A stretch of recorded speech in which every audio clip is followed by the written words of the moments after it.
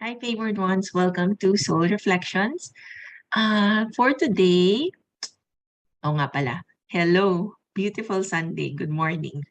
Um, for today, I'd like to share about following your heart or your intuition. Um, this week, I have been busy. Well, lagi naman busy, so hindi ko na kailangan sabihin yun, di ba? I'm writing. Actually, up to now, I'm still writing. I'm writing this research paper. And when I got the data, I actually was not sure what kind of instrument or what kind of statistical instrument I should be using to run the data. And pumasok sa akin na I was guided to ask a friend who's really good in statistics. But it's now term end. Sabi ko parang, nako, busy kasi everyone's really rushing writing their papers. And I know that this friend is writing 3 different papers. Marami, kasi sa grad school, especially if doctoral or sa PhD, um, every course that we're enrolled in, we're required to write a research output. So I am aware how busy she is. So even when my intuition was, ask her first, 'di ba? Tanungin mo muna. I didn't act on it. Parang hinayaan ko na lang. So I I run it through what I feel is the right instrument. And then yesterday we had this research colloquium. So all of us presented our papers. And it was there that I realized na mali pala yung ginawa ko. It was my two panelists who told me na mali yung ginamit ko na statistical instrument to run the data. And I'm okay with it. I have no, di naman natamaan yung ego ko nun. I was really grateful because after the research colloquium naman, kasi after getting their inputs, the paper are still going to be improved. Tapos isa-submit namin yun sa mga prof namin at the end of the term, which is in 2 weeks' time. So I'm grateful for the directions that I was given. But the lesson that I am sharing right now is because I was already guided to ask um, a friend who's really good in stat if what I'm actually going to do or what I was about to do was the right thing, but I didn't act on it. And yun pala, ito na pala yung rason. Mali kasi yung gagawin ko. And it made me realize how important it is to really listen. Listen to the guidance of your angels, to the guidance of God, to what your heart is saying, and not let the mind or the ego say otherwise.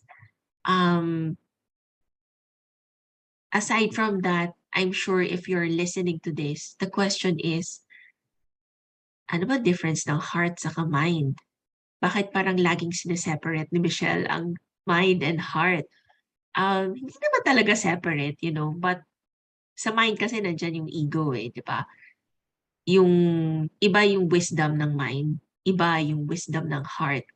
And pinaka-powerful talaga is the wisdom of the heart because siya yung nasa gitna. Yung heart is the center. That's all. Para ko ba ma-explain ng maayos? Ang heart kasi nasa center. And, we are a child of God, of heaven and earth. So, yung energies coming from the heavens and the blessings coming from the earth, it meets at the center of our being. And that's the heart. And the heart has its own wisdom as well. Yung mind, it's an instrument for us to think, for us to store knowledge, it's an instrument. So, ano siya, yung mga insight, yung mga intuition, Most of the time, it really comes from the heart, not the mind. And I didn't listen to my heart back then. So, yun yung lesson. Kaya, but then it's all good because it was the things that happened this week. Those were all catalysts for me to have this realization so that I could continue to evolve. And this is just a small thing when you think of it. Ang liit na bagay lang, di ba? Um, yung masabihan ka in a research conference na mali yung ginamit mo. Ito yung dapat, ganyan, ganyan, ganyan. So, for me, that's a small thing. Hindi hindi ko yon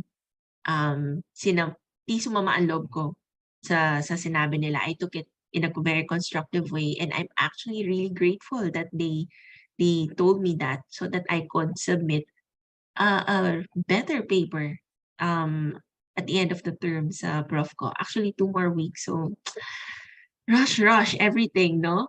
But that's the lesson. It's really listening to the guidance of the heart, the guidance of God, the guidance of your angels, because all of those are of the good naman. I'm not saying that the mind is bad, ha?